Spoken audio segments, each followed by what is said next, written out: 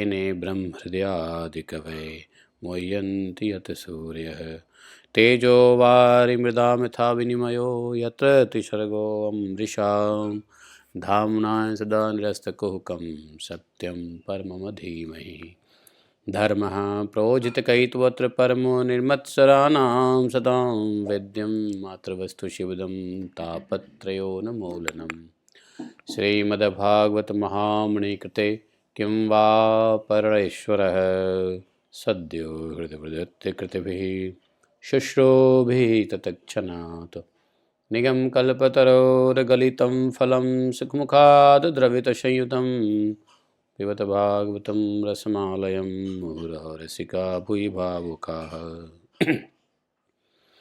अहं सर्वस्य प्रभवो मत्तः सर्वं प्रवर्तते इति मत्वा भजन्ते मां बुधा भावा समन्विता मच्चित्ता मद्गतप्राणा बोधयन्तः परस्परं कथयतस्य मां नित्यं तुष्यन्ति च रमन्ति च तेषां सततयुक्तानां भजतां प्रीतिपूर्वकं ददामि बुद्धियोगं तं येन मापुयान्ति ते तेषामेवानुकम्पार्थम् अहम् अज्ञानजं तमः नास्यात्मभावस्थो ज्ञानदीपेन भास्वता अहमेवासमेवाग्रे न अन्यत् सतसत्परं पश्चादमते तस्य एव शिष्येत स्वस्म्यहम् ऋतेऽर्थं यत् प्रतीयेत न प्रतीयेत चात्मनि तद्विद्यादात्मनो मायां यथा भासो यथा तमः यथा महान्ति भूतानि भूतेषु चावचेष्वनो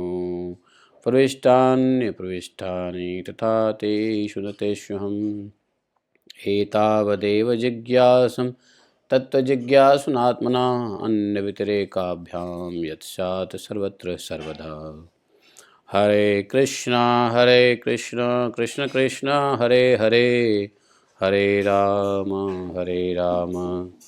राम राम हरे हरे हरे कृष्ण कृष्ण कृष्ण हरे हरे हरे राम राम राम हरे हरे। बोले ग्रंथराज श्रीमद्भागवत महापुराण की जय। श्रील व्यासदेव भगवान की जय। श्रील सुखदेव गोस्वामी महाराज की जय। श्रील प्रभुपाद की जय। अनंत कोटि वैष्णव भक्त वृंद की जय। अनंत कोटि वैष्णव गुरु वृंद की जय। वृंदावन धाम की जय। जय जय श्री राधे। हरे कृष्ण। तो आज षष्ठी है, मार्गशीर्ष कृष्ण पक्ष षष्ठी। चैप्टर 79 और 10वां स्कंद। कल 79 से कुछ श्लोक रह गए थे, वहाँ से शुरू करेंगे और 80 में प्रवेश करेंगे। अध्याय 80, चैप्टर 80। 79, 10, 79, 28। न तद्वाक्यं जगृहतुः बद्धवैरो निपार्थवत् अनुस्मरन्तावन्योन्यं दुरुक्तं दुष्कृतानि च दिष्टं तदनुमन्वानो रामो द्वारवर्ती ययौ उग्रसेनादिभिः प्रीतैः ज्ञातिभिः समुपागतः तं पुनः नैमिषं प्राप्तं मृषयो अयाजयन्मुदा क्रत्वाङ्गं क्रतुभिः सर्वैः निवृत्ता अखिलविग्रहम् तेभ्यो विशुद्धविज्ञानं भगवान् व्यतरद विभुः जेनैवात्मनन्यदो विश्वम् आत्मानं विश्वगं विदुः। स्वपत्नया बभृत् स्नातो ज्ञातिबन्धु सुहृदभृतः रेजे स्वस्योत्सेवेन्दुः सुवासाशुष्टवलङ्कृत इदृग्धिधान्यसङ्ख्यानि बलस्य बलशालिनः अनन्तस्य प्रमेयस्य मायामर्त्यस्य सन्तिः। ॐ अज्ञानतिम्रान्धस्य ज्ञानाञ्जनशलाखया चक्षुरुन्मीलितं येन तस्मै श्रीगुरवे नमः।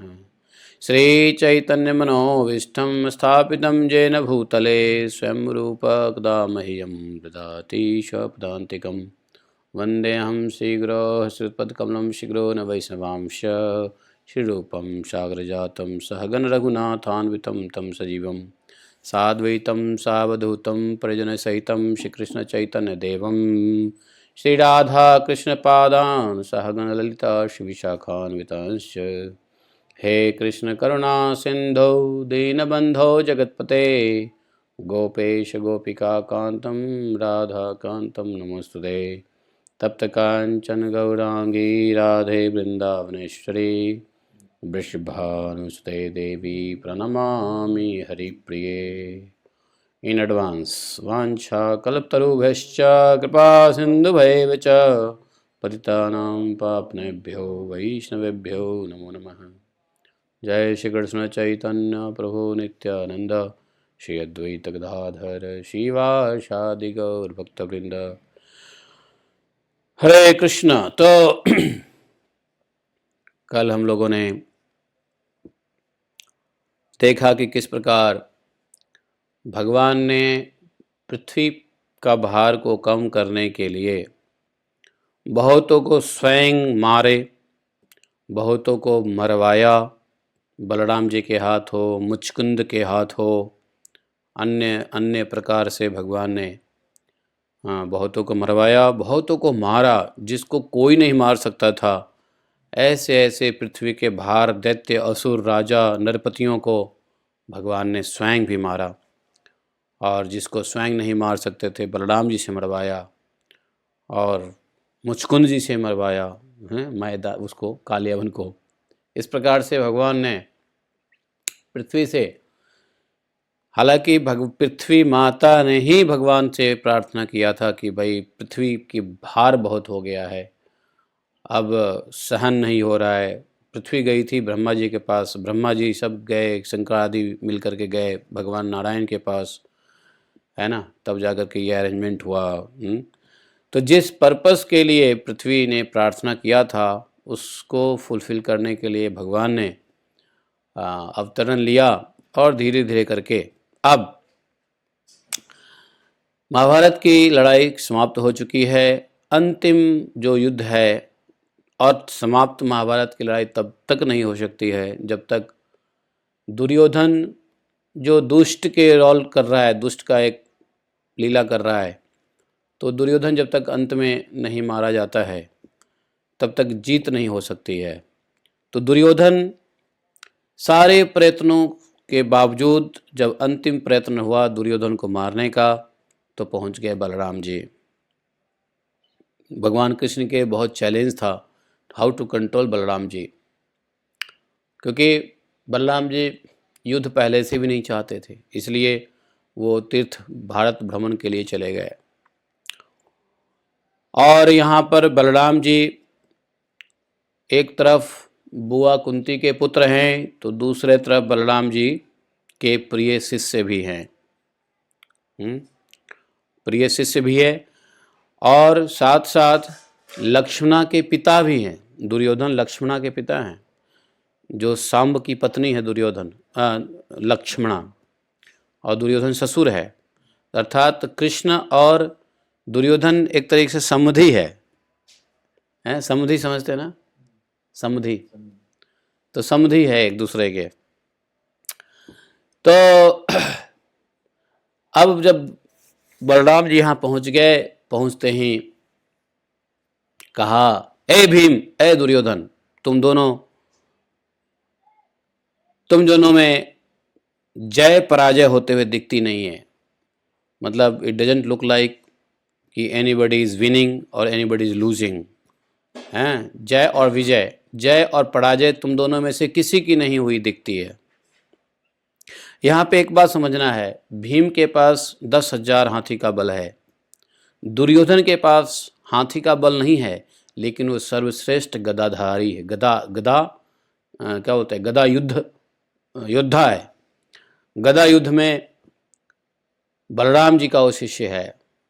बलराम जी ने बड़ी मेहनत से उनको तैयार किया है, बड़ी श्रद्धा से दुर्योधन ने सीखा भी है गदा युद्ध। दुर्योधन ने आज तक यदि किसी के अंदर श्रद्धा दिखाई हो तो सिर्फ बलराम जी थे। दुर्योधन सिर्फ बलराम जी के प्रति श्रद्धा दिखाया था। उसने कभी, यहाँ तक कि भगवान कृष्ण को भी अपने श्रद्धा नहीं दिखाया। माता पिता तो दूर है, जब परमात्मा के प्रति श्रद्धा नहीं, माता पिता के प्रति क्या है कि श्रद्धा। लेकिन दुर्योधन ने अपने गुरु गदा युद्ध के, गदा अस्त्र के जो गुरु हैं बलराम जी को बड़ी श्रद्धा पूर्वक हमेशा जो है तो चाहते थे। इन्होंने कहा कि बंद करो, युद्ध बंद करो, व्यर्थ का युद्ध मत करो। हैं, बलराम जी की बात वैसे दोनों के लिए हितकर थी, लेकिन कृष्ण इसको सैंक्शन नहीं करते थे। यहाँ पे भगवान ने माया देवी का आवाहन किया। योग माया देवी नहीं, योग माया देवी तो भगवान के सामने आते भी नहीं है। योग माया भगवान के सामने आते भी भगवान के लीला में योग माया मदद भी करती है, माया नहीं करती है। माया तो अंधकार है ना, तम है, तो माया आ ही नहीं सकती भगवान के सामने। योग माया आती है भगवान के सामने, भगवान बुलाते हैं। योग माया का ध्यान किया है भगवान श्री कृष्ण ने, और योग माया ने क्या किया, युधिष्ठिर कहते हैं, दुर्योधन की बुद्धि ही बदल दी। वो दुर्योधन जो बलराम जी को कभी आज तक तिरस्कार नहीं किया, पूजा किया था श्रद्धा से, आज दुर्योधन ने बलराम जी की भी बात नहीं मानी। बलराम जी ने आदेश दिया, लेकिन दोनों में वैर भाव इतना दृढ़मूल हो गया था कि बलराम जी की बात ही नहीं माना। लिखा हुआ है कि जागृहतुः बद्ध वैरो निपार्थवत। कैसे? इतना दृढ़मूल हो गया था कि उसने बात नहीं मानी और एक दूसरे के कटु वाणी और दुर्व्यवहारों का स्मरण करके, उन दोनों में लड़ने की ऊर्जा कहाँ से आती? एक दूसरे की कटुवाणी। भीष्म कटुवाणी याद करता, भीष्म जो है दुर्योधन का दुर्व्यवहार याद करता था, और दुर्योधन पांडवों के स्त्रियों द्वारा, भीम के द्वारा जो कटु वचन बोले गए थे उसको वो याद करके लड़ रहा था। बलराम जी ने निश्चय किया, बलराम जी ने सोचा कि देखो, अब गुरु आदेश दे, चेले लोग माने ना, तो क्या करे गुरु। भगवान बलराम ने सोचा कि ये लोग बात नहीं मानेंगे, बात मानी ही नहीं उन्होंने। बलराम जी ने सोचा कि चलो प्रारब्ध ही ऐसा है ना। वैसे भी हम लोगों को देखो, घर संसार में एक तो कहते हैं आसक्ति नहीं करनी चाहिए, लेकिन कुछ गलत होते हुए बच्चों को समझाना पड़ता है। As a head of family बच्चों को समझाते हैं, या as a wise person of the family, या as a devotees of the family, अगर कुछ गलत हो रहा है तो फैमिली में समझाना पड़ता है। लेकिन जानते हो, जो भक्त है और भक्ति के मर्म को जानता है, वो उतना ही समझाता है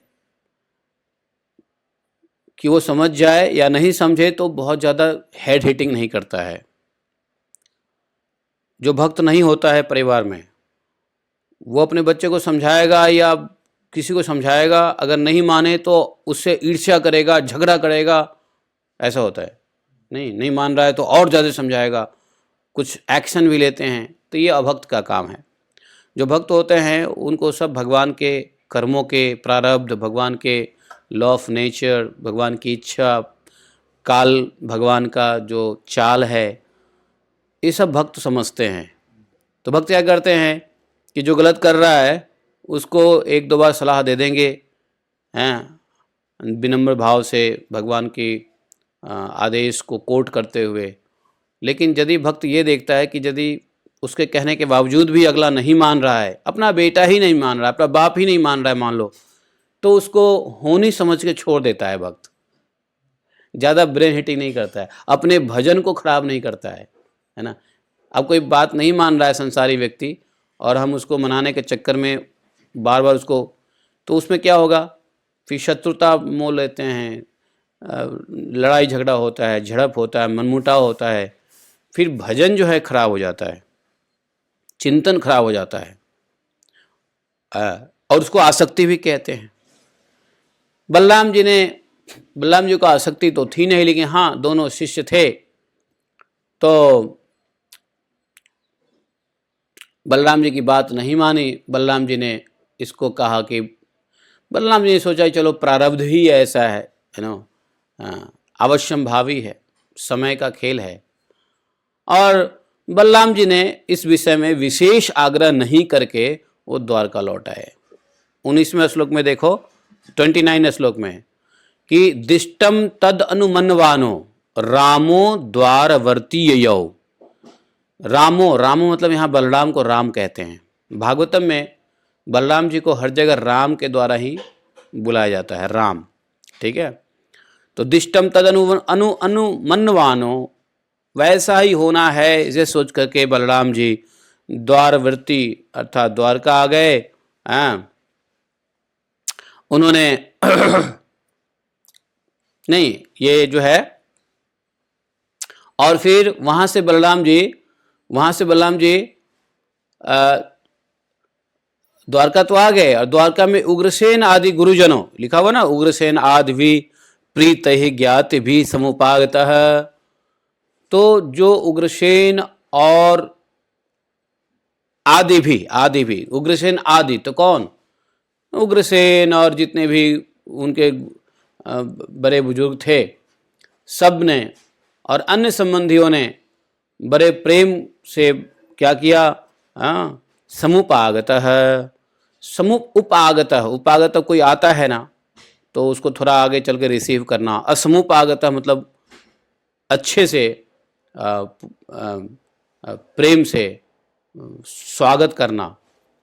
हाँ, तो कोई आ रहा है तो अगर आप थोड़ा दूर चल के उनको रिसीव करते हो, इसको कहते हैं स्वागत। स्वागत का यह भी एक फॉर्म है। जैसे कोई आ रहा है स्टेशन पे जाके ले आए, तो ये भी एक स्वागत का एक फॉर्म है। कभी कभी होता है ना, अरे वो लेने नहीं आया, मतलब उसको लगता है कि स्वागत नहीं किया है कि नहीं। तो यहाँ पर बलराम जी की का स्वागत कैसे करते हैं, तो बड़े लोग हैं, उग्रसेन जी बड़े हैं, राजा हैं, और भी गुरुजन और भी श्रेष्ठ लोग हैं।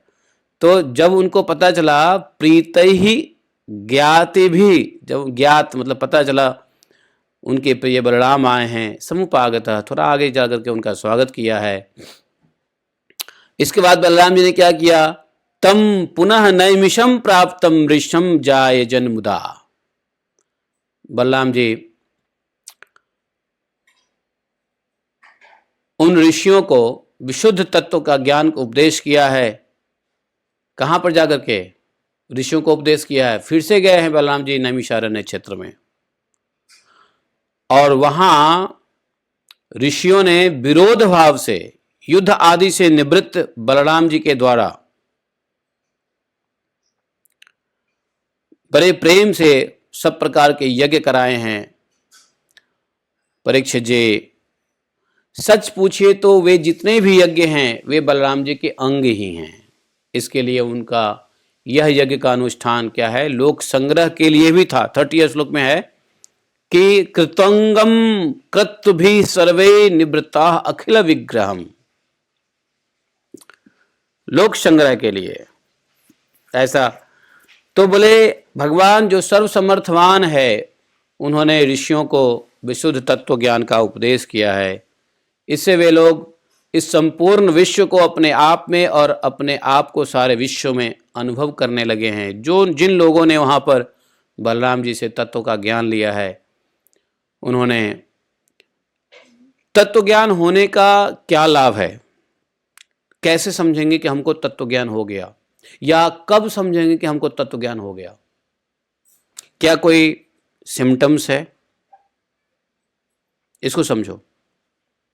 हम भागवतम पढ़ रहे हैं, गीता पढ़ रहे हैं, रामायण पढ़ रहे हैं, उपनिषद पढ़ रहे हैं, लेक्चर सुन रहे हैं, भजन भक्ति कर रहे हैं, तत्व ज्ञान ले रहे हैं। कृष्णा कॉन्शियस में भगवान प्रभुपाद जी ने जितने सिस्टमेटिकली स्टडी दिया है, किस लिए दिया है? तत्व ज्ञान। तत्व क्या है? कृष्ण तत्व। तो तत्व ज्ञान व्यक्ति का लक्षण क्या होता है, वो आपको यहां पे बताया है 31वें श्लोक में। ये सब चीजें ऐसे पढ़ने से नहीं पता चलेगा, जब डीप डाइविंग करेंगे भागवतम में तो पता चलेगा कि तत्व ज्ञान का क्या मतलब है और तत्व ज्ञान कैसे समझे कि हमको तत्व ज्ञान हो गया है।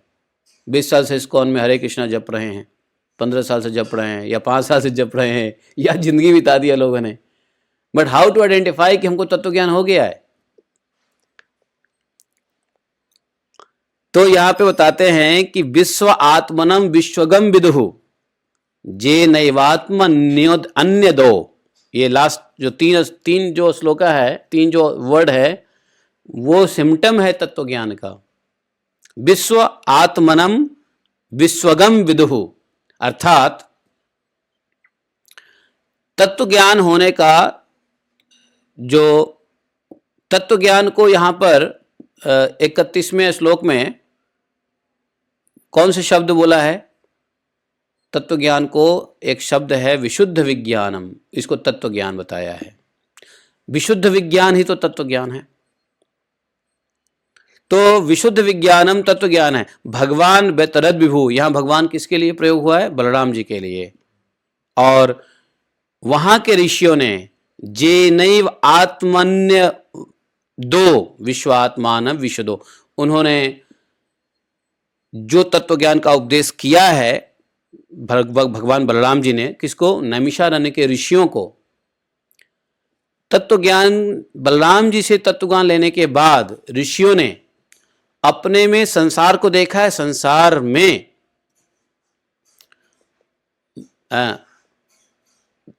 अनुभव किया है, अपने आप में विश्व को और अपने आप को सारे विश्व में। ये है, अर्थात हर जगह भगवान की अनुभूति, ये तत्व ज्ञान है। तत्व ज्ञान होने के बाद चाहे जड़ हो, चेतन हो, कोई भी शरीरधारी हो, सब में भगवान का दर्शन है। कहते हैं समदर्शिनः, समान रूप से सब में भगवत दर्शन, सब कुछ भगवान का ही विभूति नजर आने लग जाए। ये पेड़ है, पौधा है, नदी है, नाले हैं, चाहे जो कुछ भी हम देखते हैं पूरे विश्व में। वैसे पूरे भागवतम में इस बात का ज्ञान दिया गया है कि हम कहाँ कहाँ भगवान को देखें, भगवान कहाँ कहाँ है। देखो विराट रूप में भगवान कह रहे हैं, विराट रूप में भगवान। देखो पेड़ पौधे क्या है भगवान के, पेड़ पौधे को देखते हैं तो क्या देखें भगवान का? विराट रूप का रोआ, रोमकूप है ना। इस प्रकार से नदियाँ क्या है? ब्लड स्ट्रीम है भगवान का, नाड़ी है, नदियाँ नाड़ी है। इसलिए नाड़ी और नदी दोनों का एक फोनेटिक सिमिलरिटी भी है, नादी नदिया आप नदिया से आए हो ना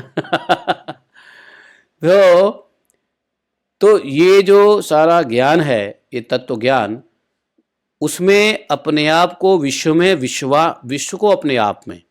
तो अपने आप का क्या अर्थ है? यहाँ आत्मा से है, क्योंकि वो तत्व ज्ञान लेने के बाद कोई भी ऋषि शरीर के स्तर पे थोड़ी ना आप देख रहे हैं, आत्म स्तर पे देखते हैं तो अपने आप मतलब आत्मा, अर्थात विश्व को आत्मा, आत्मा को विश्व।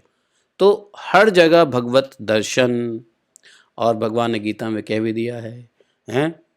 यह पश्यति सह पंडितः, जो ऐसा देखता है वास्तव में वही तत्वज्ञानी है, वही विशुद्ध विज्ञानमय है, जिसको 31वें श्लोक में यहाँ विशुद्ध ज्ञान, विज्ञान का है ना श्लोक, विशुद्ध विज्ञान। तो विशुद्ध विज्ञान भगवान, तो विशुद्ध विज्ञानी, विशुद्ध वैज्ञानिक कौन हो सकता है? जो तत्व ज्ञान लेने के बाद हैं पूरे जगत को भगवान में देखे और भगवान को ही जगत में देखे, अर्थात पूरे जगत को आत्मा में देखे, आत्मा को जगत में देखे, अपने आप का मतलब यहाँ पे क्या है? आत्मा है, विश्व आत्मानम। तो आत्मा क्या है?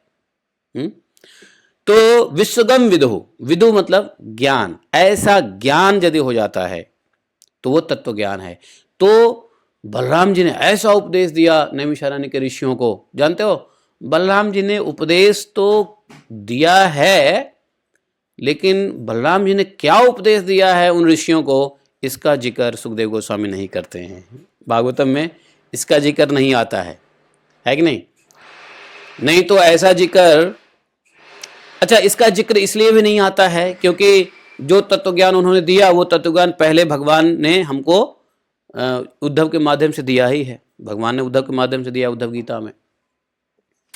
कपिल भगवान ने सांख्य योग में वही तत्व ज्ञान दिया है।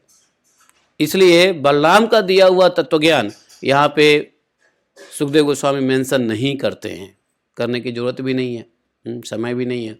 तो वैसे बहुत सारे तत्व ज्ञान भगवान समय समय पे आकर के दिए हैं। यही तत्व ज्ञान भगवान पुरंजन में भी दिया है, नारद जी के प्रसंग में। नारद जी ने पुरंजन की कथा जो सुनाया था प्राचीवर्धी को, उसमें भी तत्व ज्ञान ही दिया है। वहाँ पे लाइव एग्जाम्पल करके दिया है, वहाँ लाइव पूरा स्क्रीनशॉट बना के दिया है। ऐसा स्क्रिप्ट, ड्रामा स्क्रिप्ट राइटिंग करके नारद जी ने पुरंजन की स्टोरी में तत्व ज्ञान बता दिया है है कि नहीं? तो तत्व ज्ञान, उसके बाद पुरंजन के अंतिम जो दूसरा जन्म होता है, और फिर वो जो क्या नाम है, अविज्ञात नाम का मित्र होता है? अविज्ञात आता है, और फिर उस समय जो पुरंजन रो रहा होता है, अपने स्त्री शरीर के जो पति होता है, राजा, क्या नाम है उस राजा का, वो मर गया रहता है, उसको उसके चिता पे हो जाता है आत्महत्या करने के लिए, या मतलब सती होने के लिए। वहाँ पे अविज्ञात आ जाता है। अविज्ञात आकर के बता देता है कि मैं वही हूँ, तुम्हारा मित्र, तुम कौन हो। तो भागवतम में तत्व ज्ञान तो कई जगह पर दिया गया है। बलराम जी का उपदेश सिर्फ एक ही जगह भागवतम में है, वो कहाँ पर है? बलराम जी ने एक जगह उपदेश दिया भागवतम में। वो उपदेश जब कहाँ दिया? ये रुक्मिणी हरण हुआ था, तो रुक्मिणी हरण के समय बलराम जी ने कृष्ण और रुक्मिणी दोनों को, खासकर रुक्मिणी को, वहां भी तत्व ज्ञान दिया है कि नहीं? एक तरीके से रुक्मिणी को समझाया बुझाया है ताकि उसको दुख ना होवे, अपने भाई के इस प्रकार की गति प्राप्त करके वो दुखी ना होवे, इसलिए वहाँ थोड़ा सा उपदेश दिया है रुक्मिणी माता को। वहाँ भगवान रुक्मिणी को उपदेश नहीं दे सकते हैं। भगवान रुक्मिणी को उपदेश दे सकते हैं? कोई पति अपने पत्नी को उपदेश दे सकता है क्या? नहीं दे सकता ना। भगवान भी रुक्मिणी को उपदेश नहीं देते हैं, तो उपदेश देता कौन है? बलराम जी देते हैं। नहीं, जब रुक्मिणी का मुख कुम्हला गया, मुख थोड़ा सा उतर गया, तब बलराम जी ने देखा कि भाई रुक्मिणी को धीरज दे बधाना, ढाढ़स बधाना पड़ेगा, और नई नवेली रुक्मिणी बहू भी है, नहीं? तो भगवान का बलराम जी का बस थोड़ा सा उपदेश वहीं पे देखने को मिलता है। बाकी यहाँ ऋषियों को तत्व ज्ञान दिया है, तो भगवान के द्वारा, भगवान बलराम जी के द्वारा ऋषियों को तत्व ज्ञान देने के बाद सबने, सभी ऋषियों ने जो है है ना, पूरे संसार में पूरे संसार को आत्मवत ही अनुभव करने लगे हैं, है कि नहीं। इसके बाद बलराम जी अपने पत्नी रेवती के साथ यज्ञ के अंत का स्नान किया है। सुंदर सुंदर वस्त्र आभूषण पहनकर अपने भाई बंधु तथा स्वजन संबंधियों के साथ इस प्रकार शोभायमान हुए जैसे अपनी चंद्रिका एवं नक्षत्रों के साथ चंद्रदेव होते हैं। समझे।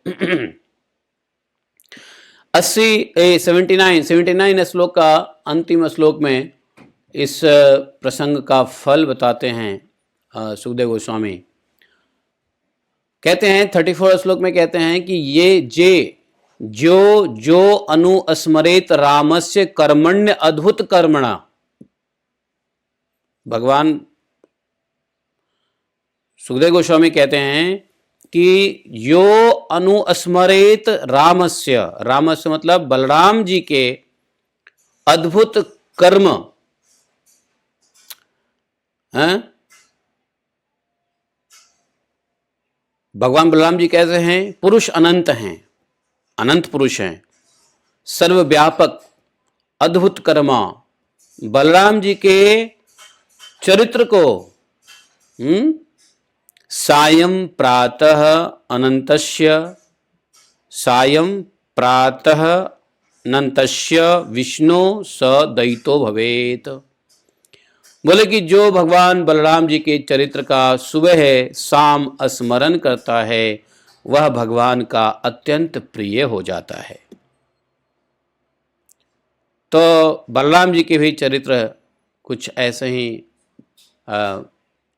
प्रातः सायं स्मरणीय है। प्रातः स्मरणीय ही नहीं है, प्रातः सायं दोनों स्मरणीय है। और भगवान कृष्ण का जो लीला है वो तो सततम स्मरणीय है। तो बलराम जी के ऐसे अद्भुत जो कर्म है, ऐसे अद्भुत जो लीला है, चरित्र है, इनको भी स्मरण करने से भगवत प्रीति हो जाती है। भागवतम में 18,000 श्लोक, 12 स्कंद और टोटल कितने चैप्टर है मालूम भागवतम में? भागवतम में नंबर ऑफ चैप्टर्स कितने हैं? Anybody, any guess? A student of Bhagavatam को पता है कि 360 to 65 प्रभु। 330 चैप्टर है। कितने प्रभु जी? 330 330 चैप्टर्स है भागवतम के अंदर में, ठीक है। और भागवतम के सभी चैप्टर्स के कुछ न कुछ फलस्तुतियाँ भी हैं और सभी चैप्टर्स में भगवान के कहीं तो दिव्य ज्ञान का उपदेश है, कहीं तत्व ज्ञान का उपदेश है, कहीं भगवान के विराट स्वरूप का उपदेश है, कहीं पे भगवान के लीला का उपदेश है, कहीं पे भगवान के द्वारा साक्षात उनके मुख से निःसृत जैसे उद्धव गीता ऐसे उपदेश हैं। तो तात्पर्य यह है कि भागवतम मन क्या है? चंचल है। चंचल मन में एक ही लीला यदि आप चिंतन करोगे तो मन बोर हो जाता है, मन को कुछ नया नया चाहिए। तो भागवतम में इतने सारे प्रसंग है कि चंचल मन के लिए ऑप्शन दिया गया है कि चल थोड़ी देर ये चिंतन कर, थोड़ी देर वो चिंतन कर, थोड़ी देर वो चिंतन कर, थोड़ी देर वो चिंतन कर, लेकिन भागवतम में ही रहो। कभी कपिल उपाख्यान के ऊपर चिंतन करो तो कभी बलराम जी के अद्भुत कर्मा के ऊपर, चरित्र के ऊपर चिंतन करो, कभी उधर वंशावली के बारे में जानना है तो अपनी वंशावली के बारे में मत सोचो। भगवान के 9वें स्कंद में पूरे वंशावली हैं, भगवान के वंशावली हैं, चंद्र वंश, सूर्यवंशी वंशावली हैं। अपने वंशावली के बारे में क्या सोचना, अपने दादा नाना के बारे में क्या सोचना, हमारे दादाजी ऐसा, हमारे परदादाजी ऐसा, ऐसा वैसा। अगर फैमिली और एंसेस्ट्रल की थॉट करनी है तो 9वें स्कंद में आओ, भगवान के वंशावलियों के बारे में सोचो। अगर अपनी विभूति के बारे में, अपनी शक्ति, अपनी धन संपत्ति के बारे में सोचने की इच्छा हो रही है तो वो मत सोचो। भगवान के ऐश्वर्य देखो, भगवान के जो भगवान का जो द्वारका है, द्वारका में जो इम्यूनिटीज हैं, सुख सुविधाएं हैं, उसके बारे में देखो। यदि उपदेश सुनने की इच्छा है तो भाई कपिल महाराज का उपदेश सुन लो। अगर आपको संवाद सुनने की इच्छा है तो नवयुगेंद्र संवाद सुनो।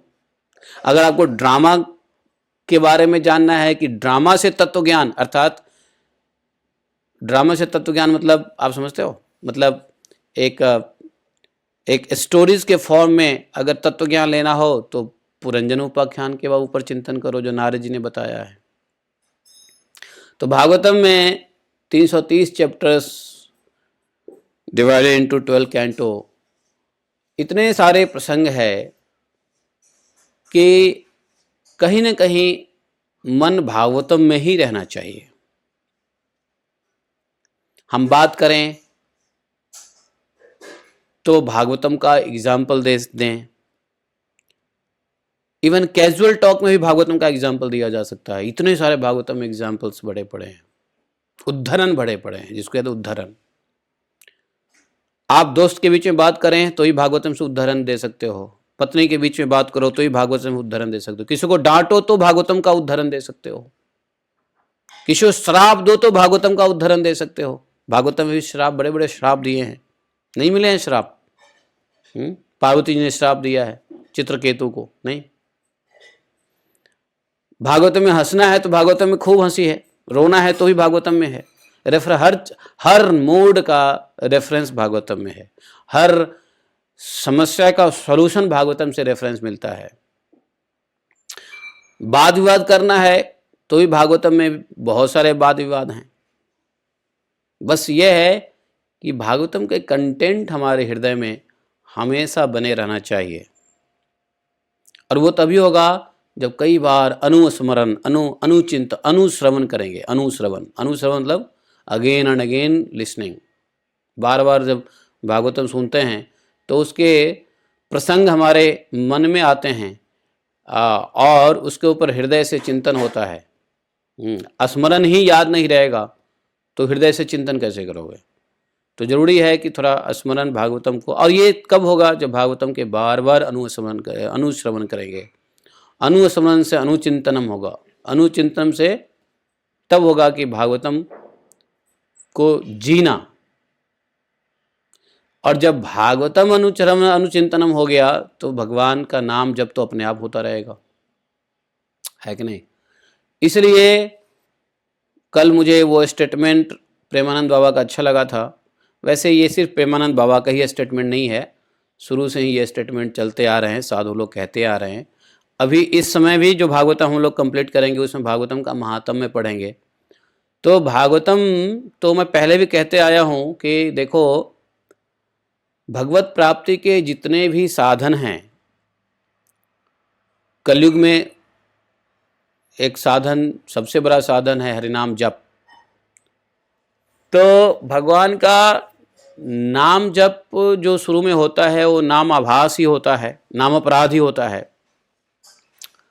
नाम अपराध से के साथ साथ जब भगवान के लीलाओं का भी जब चिंतन होता है, भगवान की कथाओं का भी श्रवण होता है, तो जैसे जैसे कथा में मन लगता है वैसे वैसे नामाभास के स्तर पे आने लग जाते हैं। और नामाभास के बाद फिर जब कथा में और गहन रुचि आ जाती है, हालांकि कथा में रुचि आना भी नाम का ही प्रभाव है, और फिर जब कथा में रुचि आ जाए तो शुद्ध रूप से नाम जप भी तभी होता है जब भागवतम में, भागवत की कथा में हृदय से श्रवण होने लग जाता है, तो नाम ऑटोमेटिकली हो जाता है। फिर नाम फिर ऐसा हो जाता है कि नहीं चाहते हुए भी नाम जप होता रहता है, क्योंकि नाम से ही गुण लीला का प्रकाश होता है। तो नाम जप करते हैं तो भागवतम के जो गुण लीला, भागवतम के अंदर में भगवान के गुण लीला का जो वर्णन है वो हृदयंगम होता है। ये नाम जप का ही प्रभाव है, चाहे वो नाम अपराध से ही हो, कोई फर्क नहीं पड़ता। नाम अपराध भी अपना फल देते हैं, नामाभास भी अपना फल देते हैं, और शुद्ध नाम का तो फल है ही है। नाम अपराध भी फल देता है, ऐसा नहीं है नाम अपराध फल नहीं देता। नाम अपराध से शुरू सुबह नाम अपराध ही व्यक्ति करेगा। नाम अपराध का फल क्या है? अपराध पूर्ण भी नाम लेते हैं तो हमारे अनर्थ नष्ट होते हैं। हमारा अनर्थ तो अपराध पूर्वक नाम लेने से भी हो जाता है। अच्छा, उल्टा सीधा नाम लो तब भी अपराध अनर्थ नष्ट हो जाता है। कोई शुद्ध नाम नहीं लेता है तब भी अनर्थ नाश हो जाता है। नाम लेने की भाव तो है ना, हम नाम अपराध कर रहे हैं, हम माला लेके बैठे हैं, हम ना सही से नाम जप नहीं कर रहे हैं, लेकिन भाव क्या है कि हम चैंटिंग करने बैठे हैं। भाव यह है कि चैंटिंग करने बैठा है व्यक्ति, लेकिन चैंटिंग सही से नहीं कर रहा है तो भी उसका फायदा मिलेगा। क्यों? भाव यह है कि it is chanting session, chanting time, भगवान का नाम जप का समय है, तो उसमें भी फायदा होता है। उल्टे सीधे से जपे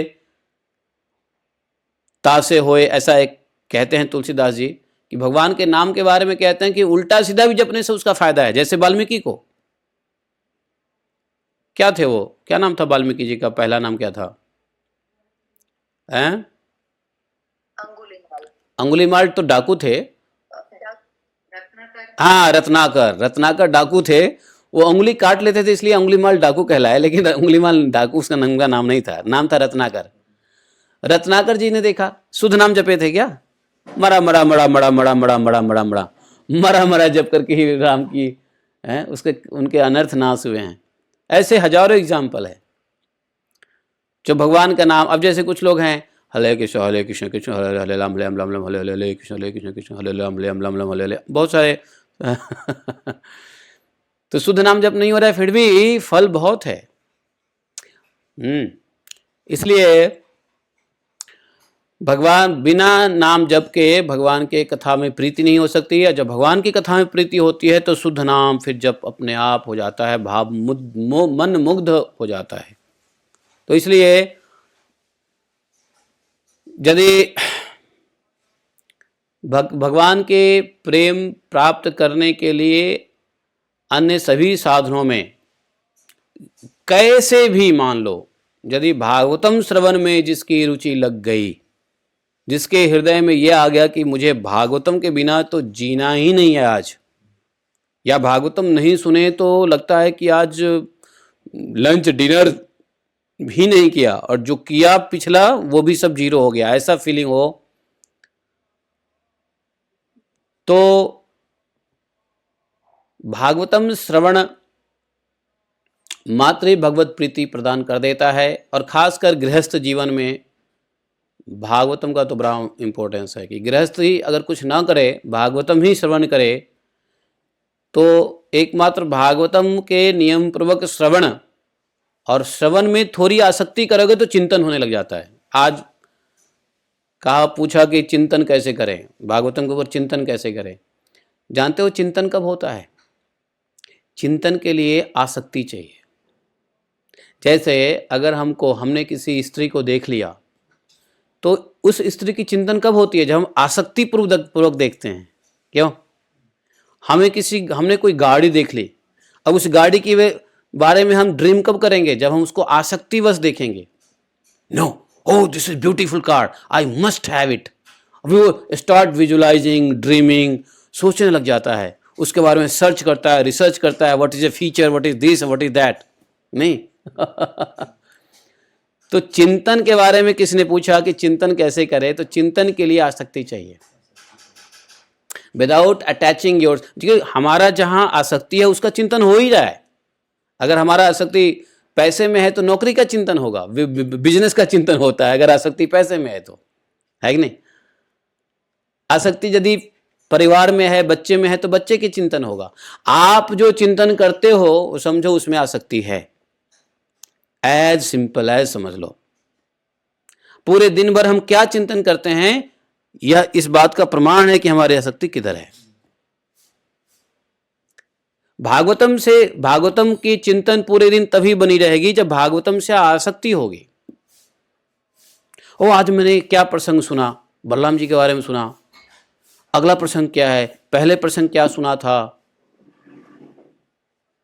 तो इस सब जब आसक्ति होगी तो चिंतन होगा, चिंतन होगा तो चिंतन में रिकॉल होता है। क्या होता है? रिकॉल होता है। चिंतन में बार बार हम उसको याद करते हैं, रिकॉल होता है।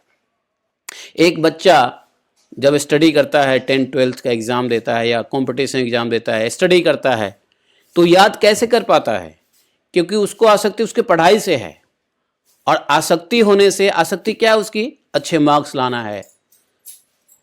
और आसक्ति कब होती है बताओ? आसक्ति किसी चीज में कब होगी? जब उद्देश्य का पता होगा। एक स्टूडेंट में उसको लाइफ का, स्टडी का पर्पस पता है कि हमें डॉक्टर बनना है, उसके लिए अच्छे नंबर चाहिए। अच्छे नंबर चाहिए तो उसको पढ़ाई में आसक्ति है। आसक्ति से क्या करता है? बार बार रिपीट करता है, उसको स्मरण होता है। तो जीवन का गोल क्या है? अगर जीवन के गोल को पता रहे, उद्देश्य पता रहेगा, तो उद्देश्य से क्रिया में आसक्ति होती है। तो उद्देश्य पता है, उद्देश्य के साथ क्या क्रियाएं करनी है वो पता होना चाहिए। हमें भगवत प्रेम चाहिए, तो क्रिया क्या करना है? भागवतम श्रवण करना है। तो क्रिया पता चल गया, उद्देश्य पता चल गया, तो उसको प्राप्ति के लिए आसक्ति पैदा होगा। और आसक्ति से बार बार आप स्मरण करोगे, यही मनन हो गया, है कि नहीं? तो कहीं भी उद्देश्य तो छुपा होता है, लेकिन उद्देश्य गौण रहता है। लेकिन उद्देश्य के बिना आसक्ति नहीं आ सकती है, समझे? है कोई भी मटेरियल सेंस ऑब्जेक्ट देख लो, हम उसके अंदर उद्देश्य ढूंढते हैं, टू एंजॉय, है कि नहीं? और उद्देश्य ढूंढते हैं कि वो मिल जाए तो हम ऐसे एंजॉय करेंगे। Purpose is to enjoy. अब टू एंजॉय का पर्पस में क्या होता है? अटैचमेंट होता है मटेरियल चीज़ों से। अटैचमेंट होने से क्या होता है? रिमेम्बरेंस होता है, बार बार थॉट वहाँ जाता है, मनन करते हैं हम, है ना? अनुचिंतनम करते हैं।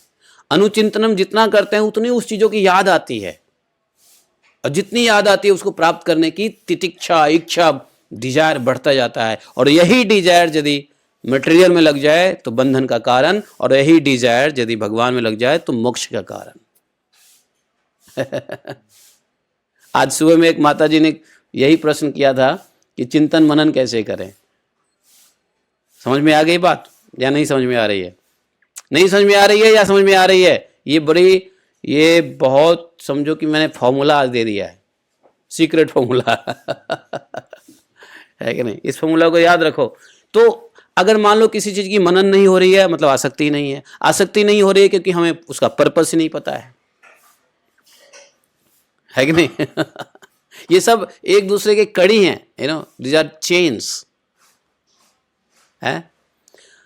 अब चूंकि हमने अपने जीवन का, अब मान लो चलो यहाँ दो बातें आती है कि चलो प्रभुपाद जी के पास से हम भक्ति में आ गए, जीवन का उद्देश्य ही पता चल गया, लेकिन उद्देश्य पता चलने के बाद भी मुझे आसक्ति नहीं हो रही है भागवतम में। सबसे पहली बात, आसक्ति है जब तो हम श्रवण रोज कर रहे हैं। तो समझिए आसक्ति नहीं है ऐसी बात नहीं है, आसक्ति है जब तो हम श्रवण कर रहे हैं, रोज श्रवण कर रहे हैं, विदाउट फेल श्रवण कर रहे हैं, बिना एब्सेंट श्रवण कर रहे हैं भागवतम। तो कहीं ना कहीं तो हमें पर्पस पता है। और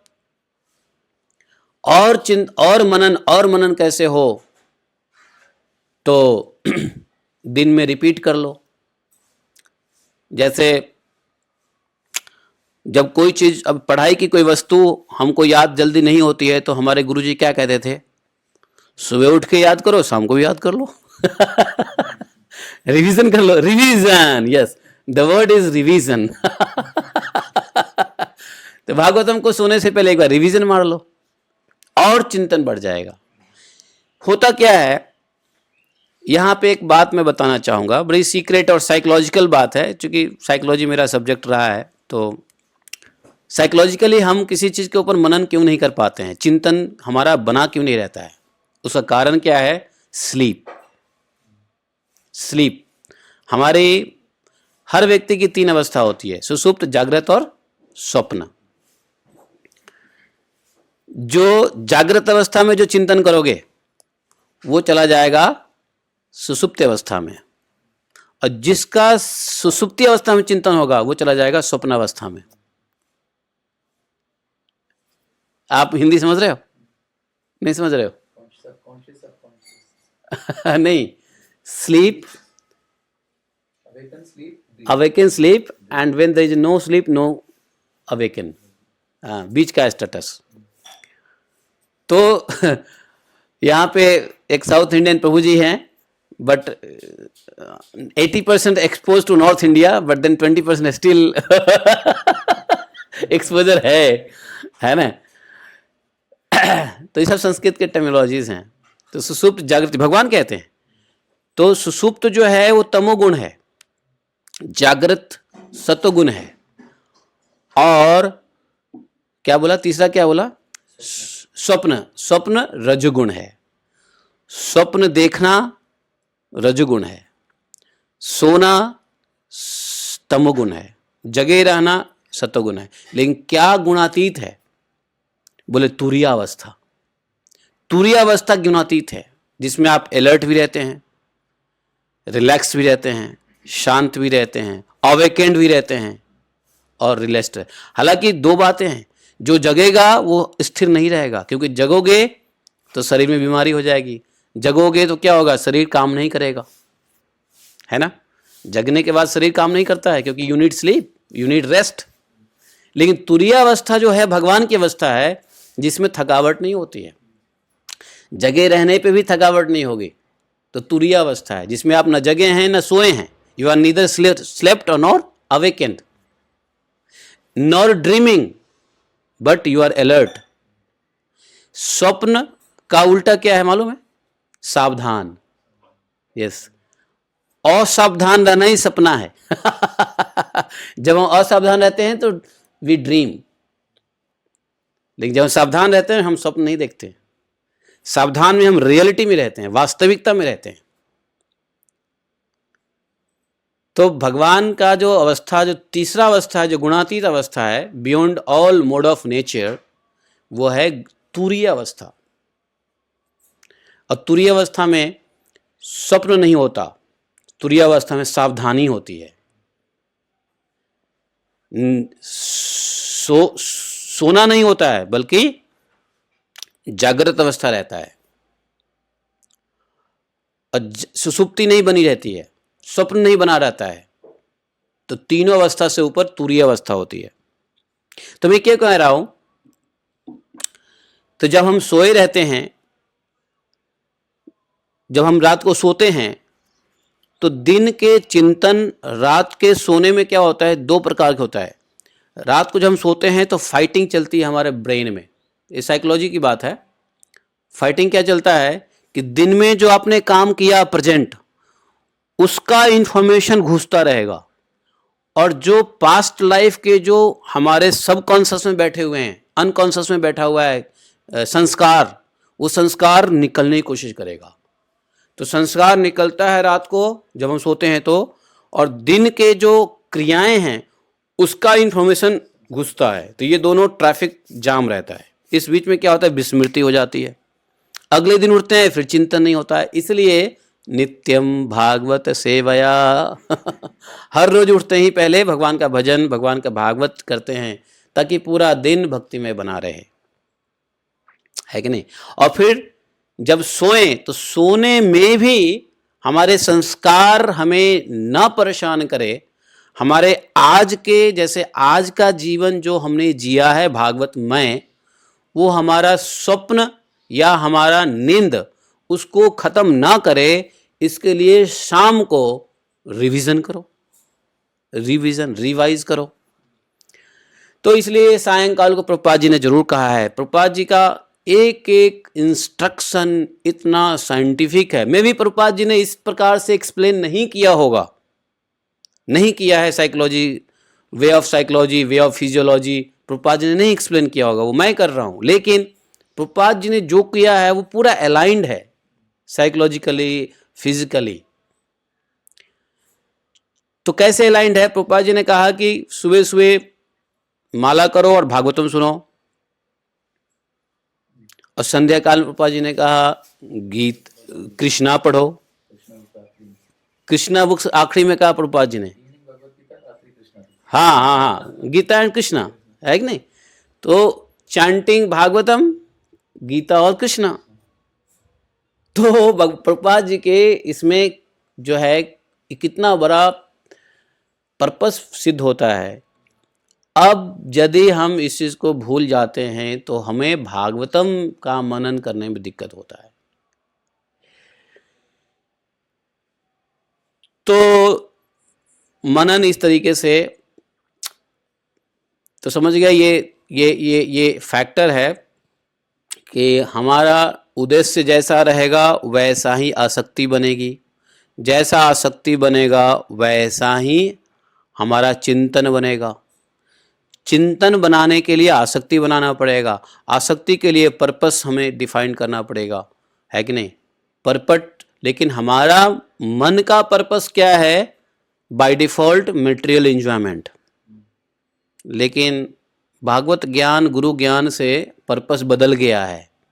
पर्पस तो बदल गया है, लेकिन हमारी जो इंद्रिय हैं उस पर्पस को धूमिल कर रहा है। धूमिल समझते हो? धूमिल मतलब उसके ऊपर डस्ट डाल रहा है। हमारी इंद्रिय मटेरियल डिजायर से उस पर्पस के ऊपर डस्ट डाल रहा है। अब वो डस्ट डालने से क्या होता है? दिखता नहीं है। इसलिए रोज भागवतम, नित्यम भागवतम से हमारा वो पर्पस साफ होता है। जैसे हम रोज साफ करते हैं, है ना, डेली आई एम क्लीनिंग ना, तो why I am cleaning daily. एक फोटो के ऊपर आप रोज साफ नहीं करो, 15 दिन 20 दिन के बाद साफ करो तो फोटो धूमिल दिखेगा, और अगर आप महीनों दिन साफ ना करो तो फोटो दिखेगा ही नहीं। है कि नहीं? तो ऐसे भागवतम, सुबह भागवतम और चैंटिंग से हमें अपने जीवन के पर्पस को हम साफ करते हैं, और साफ कर दिया तो उससे आसक्ति हमारी बढ़नी चाहिए। आसक्ति बढ़ेगी, जिस चीज में आसक्ति होगी उसका मनन होगा, और जब मनन होगा, चिंतन होगा, तो हमेशा भागवतमय बने रहेंगे। इसीलिए कहा कि अगर भागवतम, देखिए मैंने क्या कहा, मैंने कुछ नहीं कहा। गोस्वामी कहते हैं कि भक्ति के 64 गुणों में 5 गुण अगर कोई पूरा कर ले तो भगवत प्रीति अति जल्दी मिल जाती है। 5 चीज बताया। Out of 64 activities, 5 activities is enough to get Krishna प्रेम। नंबर 1 चैंटिंग, भगवान का नाम जप। नंबर 2 विग्रह सेवा, नहीं, नंबर 2 भागवतम श्रवणम। नंबर 3 धाम वास, विग्रह सेवा और भक्तों का संग। ये 5 चीज करना। यदि ये 5 चीज हो रहा है डेली बेसिस पे, तो just sit back and relax, आप भगवत धाम जा ही रहे हो। ऐसा कहा। बस अपने जीवन के अंत काल का इंतजार करो बस, और अंत काल तक ये 5 चीज करते रहो। चिंता मत करो। ये 5 चीज अगर नित्य हो रहा है, नाम जप, भागवत सेवा, भागवत श्रवण, विग्रह सेवा, धामवास और वैष्णव एसोसिएशन। वैष्णव सेवा भी एसोसिएशन ही है। ये 5 चीज आउट ऑफ 64। ये कौन कह रहे हैं? हरे कृष्ण प्रभु जी, भागवत रूप गोस्वामी। सेवा मीन्स रूप गोस्वामी कह रहे हैं, है कि नहीं? हैं क्या क्या? भागवत श्रवण तो कर रहे हैं, तो भागवत सेवा इससे अलग है कुछ? नहीं, भागवत सेवा मतलब भक्त एसोसिएशन ऑफ डिवोटी, भक्तों का संग। तो जब धाम में रहेंगे तो भक्त का संग बाय डिफॉल्ट मिलता है कि नहीं? इसलिए वो 5th स्टेज पे है। तो भागवत सेवा मतलब भक्त का संग। संग में, जब भक्त के संग में रहोगे तो कुछ सेवा ही करोगे। भक्त की बातों को सुनना भी सेवा है, भक्त का दर्शन ही सेवा है, भक्त को हरे कृष्णा कह के ग्रीटिंग करना ही सेवा है, भक्त को पूछना प्रभु जी कैसे हैं, ये सेवा ही है, और कुछ जरूरत है कुछ देना, वो भी सेवा ही है। नहीं, भक्त का संग ही सेवा है। Seva you cannot do without association. Seva and association is 2 side of 1 coin, simple ना। तुष्यंती च रमंती च, तुष्यंती च रमंती, उसको आप प्रसन्न करते हो, है ना, और उनके साथ आप संग लेते हो। रमंती च क्या है? आप भक्त, रमंती च अर्थात आप भक्तों को देख के प्रसन्न होते हो। रमन, मन, रमन मतलब मन का रमना, हाँ, तो रमन, तो भक्त को देख इसलिए भक्त का संग पांचवा बताया है, धामवास चौथा बताया है, तीसरा विग्रह सेवा, दूसरा भागवत श्रवण और पहला नाम जप। ये 5 चीज रूप गोस्वामी ने कहा है कि यदि कोई डेली बेसिस पे करे तो कुछ नहीं करने की आवश्यकता है, इस 5 में ही सब कुछ है, और बस सीट बेल्ट बांध के रखो और 5 चीज करते रहो, भगवान पे भरोसा रखो कि yes I will be finishing my this body and life as a ultimate, अंतिम। तो ये 5 चीज है, तो इसलिए भागवतम उन्हीं 5 में से एक है। तो नाम जप के बाद भागवतम में श्रवण में रुचि हो जाए, या कई लोग ऐसे होते हैं अपने पूर्व जन्म संस्कार की वजह से नाम जप तो नहीं करते हैं लेकिन भागवतम श्रवण में उनकी रुचि हो जाती है। तो यदि किसी को भागवतम श्रवण में, भागवतम श्रवण क्या है? भगवान का लीला श्रवण ही भागवत श्रवण है, भगवान का लीला श्रवण ही भागवत श्रवण है। और भागवत में भगवान के तो लीला है ही, भागवतम में भगवान के साथ साथ भगवान के भक्तों की भी लीला भागवत ही है, भगवान के भक्त को ही भागवत भक्त कहते हैं। इसलिए कभी कभी, अब एक बात देखो, अगर मैं आपको बताऊं वास्तव में भगवान के भक्त और भगवान के लीला श्रवण से नाम में रुचि उत्पन्न होती है। अब अभी अभी आपने कहा कि नाम पहले करोगे तो भागवत में रुचि होगी, लेकिन वास्तव में बताऊं, भागवत रुचि में भगवान की लीला और भगवान के भक्तों की लीला। भगवान के लीला में रुचि होगा नाम से, लेकिन नाम में रुचि कब होगा? भगवान के भक्तों की लीला से। यस, जब भगवान की भक्तों की कथा सुनते हैं तो भगवान के नाम में रुचि उत्पन्न होता है, और नाम में रुचि होता है तो भगवान के लीला में रुचि होता है। अर्थात भागवत श्रवण से नाम में रुचि होता है, लेकिन नाम रुचि बीच में है, उससे पहले भगवान के भक्त का लीला और उसके बाद अंत में भगवान के लीला। आज इस्कॉन में कोई जप करता है, क्यों करता है? भक्तों की लीला देख के करता है, प्रभुपाद जी की लीला सुन के करता है। भाई प्रभुपाद जी के बारे में हमने सुना, भक्तों के बारे में सुनते हैं, तब हमारी मोटिवेशन होती है, भक्त का संग करते हैं, भक्त जप करता रहता है तो हम भी जप करने लग जाते हैं। नहीं तो एक माला भी कोई कर सकता है बैठ के? मायावादी या सो कॉल्ड नॉन डिवोटी नहीं कर सकता है। शुरू में क्या हुआ? भक्त हमें संग दिया, और संग दे के एलिवेटेड भक्तों के बारे में बताया।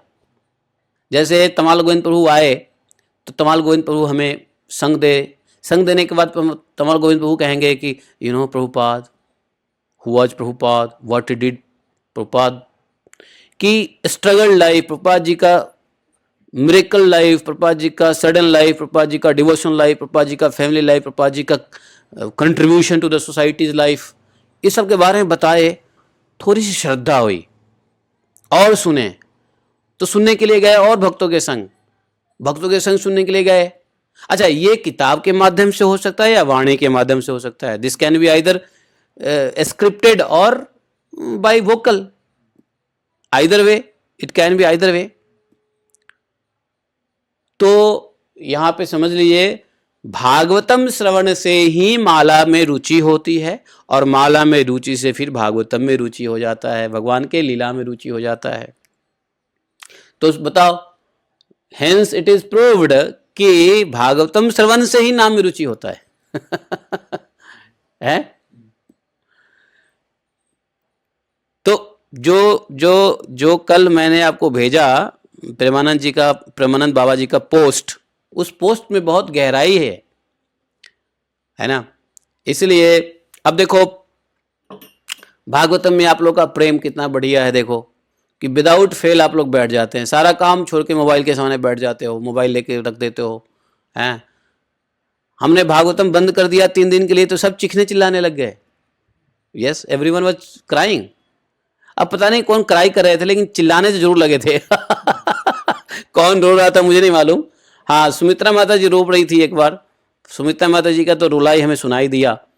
बाकी लोग तो चिल्लाने लगे, भागवतम भागवतम क्यों बंद कर दिया, भागवतम क्यों बंद कर दिया। ऐसा हुआ। There were 3 days was time when I stopped Bhagavatam. मैं पढ़ रहा था, मैं लाइव कथा नहीं कर रहा था, आई वॉज रीडिंग। मैं तो छोड़ नहीं सकता हूँ, मैं कैसे छोड़ दूंगा। बट देन मैं लाइव नहीं आ रहा था 3 दिन, तो 2-4 डिवोटी तो दिल्ली से आ गए घर पे स्ट्रेट अवे। रोहिणी चरण प्रभु और उनकी वाइफ और माता जी लोग आ गए सीधा घर पे। हाँ प्रभु जी भागवतम क्यों छोड़ दिया। हमने छोड़ा कहाँ, जबकि उनके सामने भागवतम पढ़ ही रहा था। और इस प्रकार से देखिए ये क्या है, ये भागवत के प्रति आप लोगों की श्रद्धा है। बस इसको और बढ़ाओ, इसको और चिंतन करो, मनन करो, सायंकाल को रिपीट करो, रिवीजन करो, बार बार भागवतम के कोट्स याद करो। भागवतम का श्रवण का अर्थ है कि भागवतम के हर स्टेप ऑफ लाइफ में कोटेशन याद रहना चाहिए, कहां पे किसने क्या कहा, ये आपके वाणी में आना चाहिए, आपके कन्वर्सेशन में आना चाहिए। आप किसी को समझा रहे हो तो उसमें भागवतम का कोट आना चाहिए। प्रभु जी आप जानते हैं वहां बलि महाराज ने क्या किया, जैसे ही बलि महाराज से कोट कर दिया भागवतम का कोट हो गया। आप किसी को समझाते हो या किसी से बात करते हो या किसी से आप, अब जैसे मैं एक बार मैं बरसाने जाता हूं तो एक प्रभु जी हैं वो मिलेंगे, तो जानबूझ के वो कहते हैं प्रभु जी कुछ भागवतम से सुनाइए। आपके गुरु भाई हैं वो, हाँ वो डॉक्टर हैं, नहीं वो क्या नाम उनका, doctor he is a surgeon, पतले दूल्हे से हैं, गौरांग सुंदर प्रभु। तो गौरांग सुंदर प्रभु खासकर मिलेंगे और फुर्सत रहेगा तो कुछ ना कुछ छेड़ देंगे। उनको मालूम है कि कोई ना कोई प्रसंग बढ़िया सुनाने वाला है, तो फिर उनको कोई प्रसंग सुनाऊंगा तो बड़े आनंदित होते हैं वो। तो इसलिए ये आदत डालिए, अगर किसी से मिलते हैं तो कुछ सुनने या सुनाने की कोशिश कीजिए। सुनाने का मौका ढूंढिए या सुनने के लिए, पहले तो सुनने के लिए ललायित रहिए अगर श्रेष्ठ भक्त हैं तो।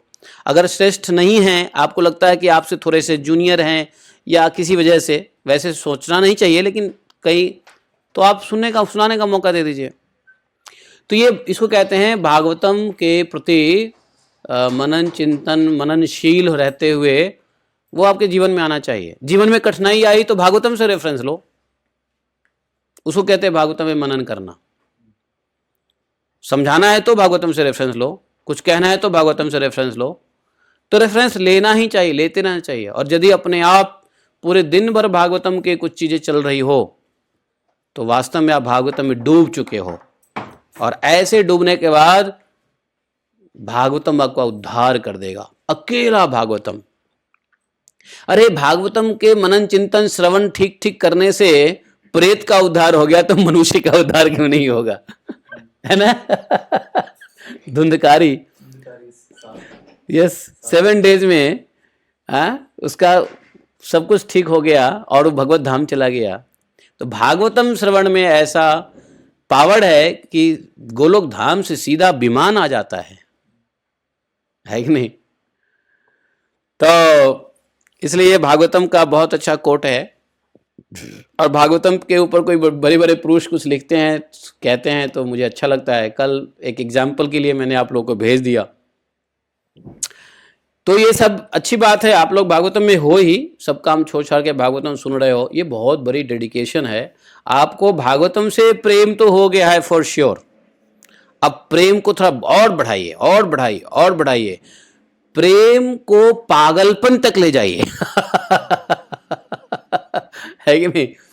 प्रेम का मतलब क्या है, पागलपन है ना, लेकिन मटेरियल पागलपन नहीं, स्पिरिचुअल पागलपन। तो वास्तव में प्रेम की पराकाष्ठा है पागलपन, है ना। पागलपन प्रेम की पराकाष्ठा है। जो किसी से प्रेम बहुत अधिक कर ले तो उसके पीछे पागल हो जाता है ना। जैसे किसी की बीवी चली गई, उसका दिमाग खराब हो जाता है, कुछ सोच नहीं पाता है, आई लॉस्ट माई वाइफ। किसी के बच्चे मर गए जवान तो उसका माइंड काम नहीं करता है, क्यों, आई लॉस्ट माई सन। क्यों, उसके अंदर प्रेम इतना था कि the moment he lost he lose his mental balance. तो ऐसी आसक्ति भगवान में होगी तो भगवान के पीछे मेंटल इम्बैलेंस हो जाए, पागल, तो ये देखो अभी क्या है, संसार के प्रति जो पागल प्रेमी आवारा दीवाना कहते हैं ना, वैसे ही पागल प्रेमी आवारा दीवाना बनना पड़ेगा भगवान के प्रति। भगवान के ही प्रेम में पागल व्यक्ति घूमता है, चलता है, चिल्लाता है, रोता है। नहीं, Chaitanya Mahaprabhu live example classic example है। चैतन्य महाप्रभु कभी चिल्ला रहे हैं, कभी रो रहे हैं, कभी समाधि लग रही, कभी ठोकरे खा रहे हैं, हा कृष्ण हा कृष्ण हा कृष्ण। नदी नदी पता नहीं चल रहा है, नदी देख के कह रहे हैं ये जमुना जी है, जमुना जी है, और कूदना चाहते हैं जमुना जी में सब पकड़ता है महाप्रभु, नहीं नहीं नहीं नहीं नहीं, हाँ हरे कृष्ण कृष्ण कृष्ण हरे हरे, होश में आते हैं, ओ ये तो जानवा मैया है तो ऐसे पागल बनना पड़ता है कि नहीं? और जब तक पागल नहीं बनोगे ना, भगवान दर्शन नहीं होते। किसी चीज की प्राप्ति पागलपन बनने के बाद ही होता है कि नहीं? दो व्यक्ति को जेल में डाल दिया गया, रसिया में दो व्यक्ति को जेल में डाला गया। वो हरिनाम के प्रति इतने पागल थे कि जेलर को छोड़ना पड़ा और रोटी देते थे, रोटी का भी वो बना लेते टुकड़ा, 108 टुकड़ा बना लिया, हरे कृष्ण कृष्ण हरे हरे राम राम 1 2 है, रोटी का टुकड़ा। कपड़ा दिया पहनने के लिए जेल में, तो उसको कपड़े को फाड़ के उसका वो बना लिया, बीड बैग बना लिया, माला बना लिया, ऐसे राउंड करके 1 बीड, राउंड करके 2nd बीड, 3rd बीड, ऐसे बना लिया जेल में। बाद में पता नहीं कोई अधिकारी ने ऑस्ट्रेलियन किसी गवर्नमेंट से बात किया, तो ऑस्ट्रेलिया के गवर्नमेंट ने फिर रसिया के वालों को बोला कि भैया क्या प्रॉब्लम है? तो बोला कि प्रॉब्लम यह है कि हमारे जेल में 2 ऐसे कैदी आ गए हैं जो मतलब, बोला कि कौन है ये? हरे कृष्णा वाले हैं, छोड़ दो हरे कृष्णा वालों को, ये लोग they will not kill even ants. ये ऑस्ट्रेलिया के किसी गवर्नर ने वहां पे बोला कि they will not kill the even ants, leave him, और तब जाके उन दोनों को छोड़ा था।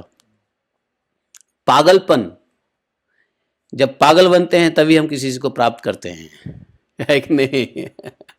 तो इसलिए भागवतम के पागल दीवाना आप लोग भी हैं, सब कुछ छोड़ छाड़ के बैठ जाते हैं, अच्छी बात है। तो ये मनन चिंतन और आगे बढ़ेगा, धीरे धीरे और बढ़ेगा, बढ़ ही रहा है। बस अब हम लोग नए प्रसंग में चलेंगे भागवतम के, और सुनो, ये हम लोग का 10वां स्कंद के बाद क्या होने वाला है? 12वां स्कंद। 12वां स्कंद के बाद जो दोबारा से भागवतम शुरू होगा, मे बी अराउंड जनवरी 2026 में जो भागवतम शुरू होने वाला है, वो भागवतम आप लोगों को और भागवत के लिए पागल बनाने वाला भागवतम होने वाला है। समझ गए? ये सिंपल भागवतम नहीं होने वाला है। अगला राउंड जो हम लोग का होगा वो और भागवतम में आपको पागल बनाने वाला होने वाला है। कैसे? भागवतम के 2 पार्ट हैं। एक भगवान के दिव्य उपदेश, और दूसरा भगवान के दिव्य लीला। दिव्य उपदेश को ज्ञान कह लो। तो भागवत में 2 पार्ट है, दिव्य ज्ञान और दिव्य लीला। तो 1 से 9 तक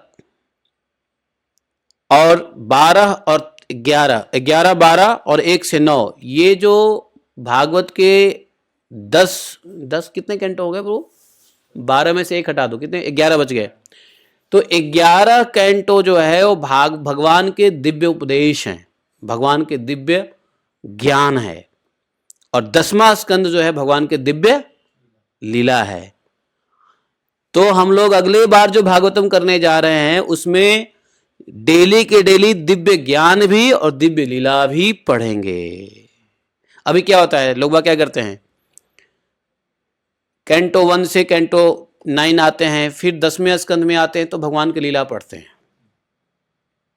लेकिन अब डेली 10वां स्कंद भी होगा, और 10वां स्कंद के अलावा बाकी 11 स्कंद भी होगा, है कि नहीं? ताकि डेली के डेली भगवान के निट्टी ग्रिटी सारी लीलाएं होंगी। डेली भगवान की लीला से कुछ खुराक मिलेगा, तो इधर से ज्ञान का दिव्य ज्ञान भी मिलेगा भागवतम से। अब भागवतम में दिव्य ज्ञान कहाँ है? कॉन्टेक्सचुअल स्टडी में है। जैसे प्रसंग है, प्रसंग जैसे अजामिल उपाख्यान में दिव्य ज्ञान है, वृत्रासुर उपाख्यान दिव्य ज्ञान है, नहीं? उसके बाद कपिल उपाख्यान दिव्य ज्ञान है, नारद जी का संवाद दिव्य ज्ञान है, कुंती महारानी का प्रेयर्स दिव्य ज्ञान है। सारे सारे प्रेयर्स ले लो, सब दिव्य ज्ञान से भरा पड़ा है। इसको उपाख्यान और प्रार्थनाएं हैं, दोनों में दिव्य ज्ञान है, उपाख्यान और प्रार्थना। तो प्रार्थना में भी भगवान का दिव्य ज्ञान है, उपाख्यान में भी दिव्य ज्ञान है। तो हम लोग डेली एक एक उपाख्यान, दिव्य ज्ञान, दिव्य उपदेश पढ़ेंगे और डेली भगवान के दसम स्कंध का भी, लीला का भी आस्वादन करेंगे। अब भगवान के लीला के आस्वादन बिना हम एक भी दिन नहीं जिंदा रह सकते। बहुत हो गया, 10th कैंटो को हम वेट नहीं कर सकते। अब we can not wait 10th canto for 1 to 9, after 9 then 10th canto आएगा, नहीं। जीवन बहुत कम है, बहुत शॉर्ट स्पैन है। इसलिए डेली डेली भगवान का जब इस प्रकार से लीला होगा, ये बड़ा अद्भुत भागवतम होगा। वैसे है ना, प्रभुपाद लिखने शुरू किए और उसके बाद कृष्णा बुक दे दी, उसके बाद यस प्रभुपाद जी ने ऐसे किया। प्रभु जी जो हम लोग गर्ग संहिता है वही उसी में से करेंगे कि कोई और भी रेफरेंस लेंगे? मेरे को बता देना, क्योंकि मंगवानी बहुत सारे रेफरेंस आएंगे। हम भगवान की लीला का रेफरेंस गर्ग संहिता से लेंगे, बृहद भागवतम से लेंगे, गोपाल चंपू से लेंगे, उसके बाद अनंत वृंदावन चंपू से लेंगे, उसके बाद क्या नाम है अपना, पद्म पुराण से लेंगे। ये कितना किताब लेते रहोगे? सुनते रहो। मैं इतना किताब लेके मेहनत कर रहा हूँ ना, क्यों आफत में, क्यों किताब है। रूप गोस्वामी महाराज ने कहा है कि अधिक मत पढ़ो अधिक श्रवण करो तो वैसे लेना चाहो तो ले लो। मतलब भगवान के लीला का रेफरेंस मैं पद्म पुराण से लूँगा, मैं बृहद भागवतम से लूँगा, प्रभुपाद जी के पुस्तकों से लूँगा, यहाँ पे और भी पुराण है उसमें भी, उससे भी लूँगा, और उपनिषदों से भी लूँगा, है ना। बहुत सारे हैं, यहाँ तक कि सुधा निधि भी है, वहाँ से भी लेंगे। तो भगवान के लीला 10th कैंटो डेली चलेगा। तो एक तरफ दिव्य लीला चलेंगे, एक तरफ दिव्य ज्ञान चलेगा। ये दोनों का मिश्रण है भागवत। और एक तीसरा भागवत है, वो तीसरा भागवत भी हम शुरू करेंगे, शुरू कर चुके हैं लेकिन करते रहेंगे, एक सेशन ले लेंगे इवनिंग में कभी भी। वो तीसरा भागवत क्या है मालूम है? बताओ।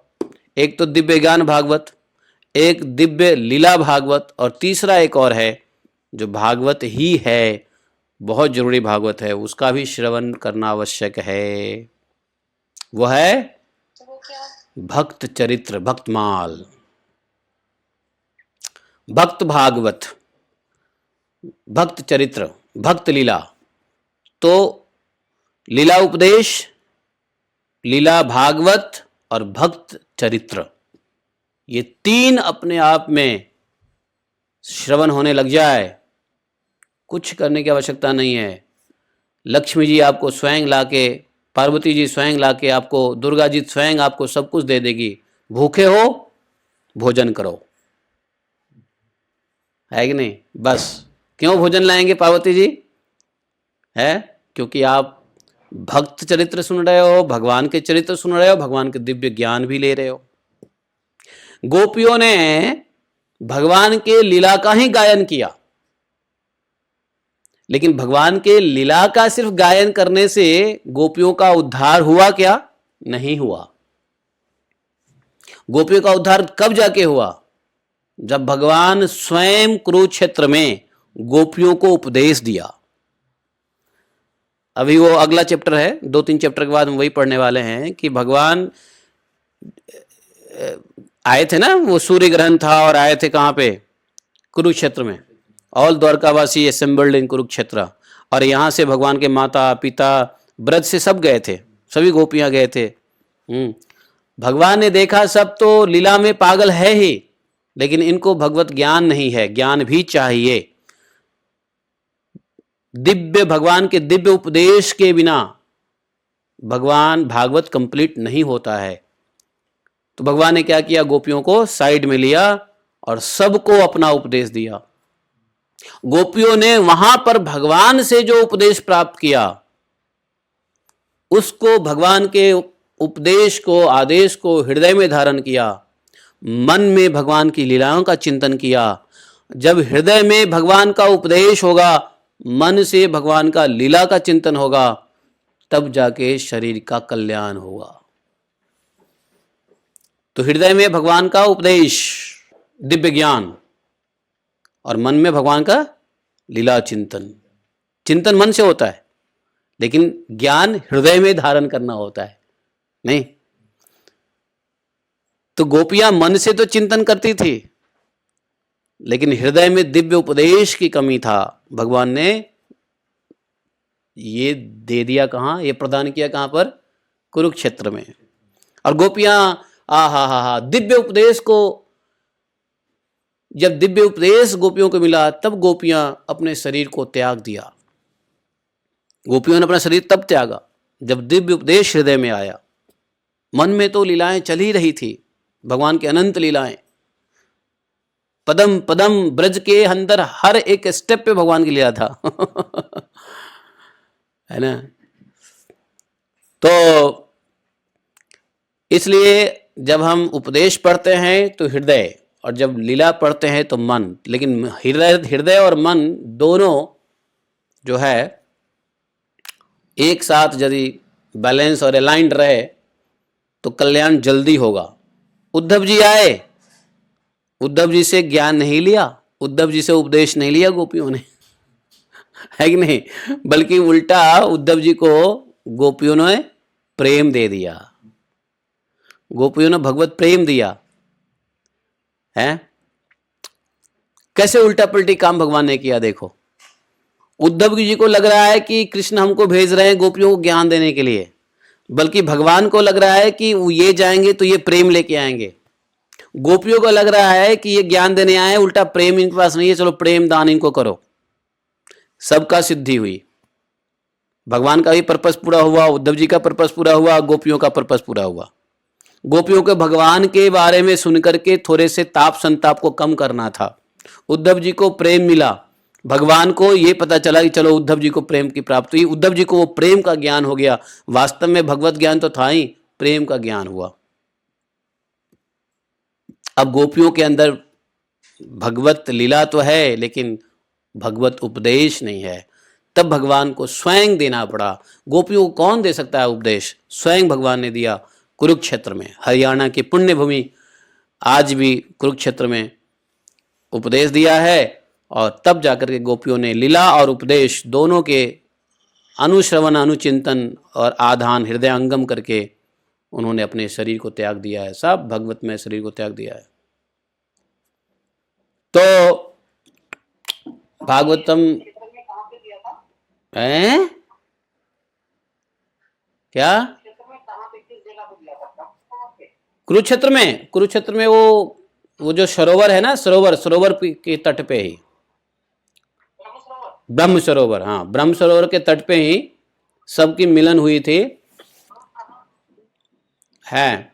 तो सबका मिलन हुआ था। वो सूर्य ग्रहण का समय था।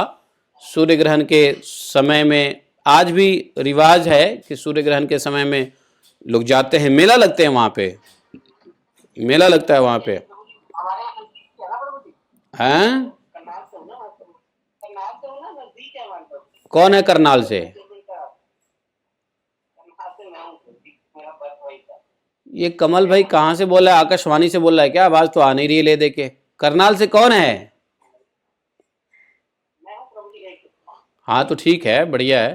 तो आप लोग, हेलो, आवाज आ रही है प्रभु जी? हाँ आ रही है। हाँ जी जी, मैं करनाल से ही था ना प्रभु जी, तो भी मैंने कहा 25 मिनट का है हमारे यहाँ से, कुरुक्षेत्र। तो आपको पता नहीं है कि आपको पता नहीं कुरुक्षेत्र में इतने विशाल मेला लगता है सूर्य ग्रहण के समय, सूर्य ग्रहण के बाद। हाँ जी जी, लगता है प्रभु जी। एक तो तो वो फिर 14 दिन का भी लास्ट में रहता है, दिसंबर मंथ। छोड़ो वो नहीं, वो तो रहता ही है, वो तो रहता है क्योंकि वो गीता का एडवेंट ऑफ गीता डे है, वो 23 दिसंबर के आसपास होता है। वो तो गीता महोत्सव होता गीता है। महोत्सव होता है, गीता आविर्भाव महोत्सव। बहुत बड़ा मेला लगता है, मैं कई बार। तो गीता का आविर्भाव महोत्सव तो प्रभु जी सुनो, गीता का आविर्भाव दिवस महोत्सव तो फिक्स होता है हर साल, लेकिन सूर्य ग्रहण जो है जब जब आते हैं तब तक मेला लगता है। नो सूर्य ग्रहण नो मेला, सूर्य ग्रहण होगा तो मेला लगेगा। सूर्य ग्रहण में हाँ जी हाँ जी। कुरुक्षेत्र में रहना चाहिए, ऐसा विधि विधान है। भगवान भी आए थे द्वारका से कुरुक्षेत्र में, और यहाँ से ब्रज से लोग गए थे वहां पे, वहां मिलन हुआ था, वहां पे गोपियों को अलग बुला करके ज्ञान दे दिया था। चलो, तो मैं इसलिए बताया कि अब हम लोग नेक्स्ट लेवल का भागवतम करने वाले हैं, जिसमें एक 1.5 आवर, 1.5 घंटे का समय बिताएंगे भगवान के दिव्य उपदेश में 11 स्कंद से, और नेक्स्ट 1.5 आवर बिताएंगे हम भगवान के दिव्य लीलाओं के ऊपर, जिसका रेफरेंस बहुत सारे ग्रंथ और शास्त्र रहेगा। लेकिन रोज कुछ न कुछ ऐसी लीलाएं होंगी, अनटोल्ड स्टोरीज होगा, जो भागवतम में नहीं है, भागवतम में भी नहीं है। भागवतम में तो शॉर्टकट में भाई समझाना था सुखदेव गोस्वामी महाराज को, क्योंकि परीक्षित जी को 7 दिन का समय है। 7 दिन के समय में इतना बृहद लीला कैसे कर सकते हैं? भगवान की लीला तो अनंत है, और हम लोग भी नहीं कर सकते हैं। जब ब्रह्मा और शिव और नारद आदि जब भगवान की लीलाओं का पार नहीं पा सके, तो हम लोग 1.5 घंटे में पढ़ के क्या पार पा लेंगे? लेकिन हाँ, जो एज पर देखो 4-5 बुक्स है बड़े इंपॉर्टेंट, जो भागवतम के भगवान की लीलाओं के ऊपर है। एक सारार्थ दर्शनी, जो विश्वनाथ चक्रवर्ती ठाकुर महाराज जी का कमेंट्री है। 2 वैष्णव तोषणी, जो रूप गोस्वामी ने लिखा है। 3 गर्ग संहिता। 4 गोपाल चंपू। 5वां आनंद वृंदावन चंपू। 6 कृष्ण करणामृत, समझे? 7वां पद्म पुराण। 8वां एक और पुराण है, कौन सा पुराण है? ब्रह्मवैवर्त पुराण। ब्रह्मवैवर्त पुराण। बृहत भागवतामृत 9वां। अरे इन सब ग्रंथों में भगवान की लीलाओं का ही वर्णन है। कहीं कोई लीला नहीं है, कहीं कोई लीला है, कहीं कोई लीला है, कहीं कोई लीला नहीं है कि नहीं? तो भगवान की लीलाओं में रुचि हो तो इन सब ग्रंथों को खंगाल डालो पूरा इन एंड आउट।